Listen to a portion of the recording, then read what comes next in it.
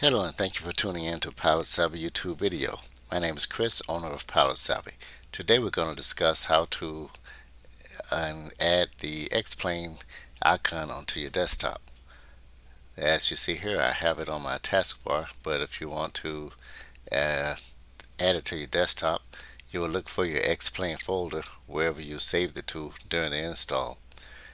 In this case, I have it on my desktop, so I'm going to double click on it.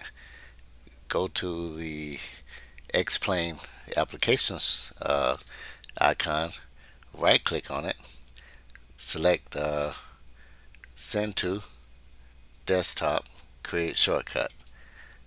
Then it appears on the desktop. Thank you for joining.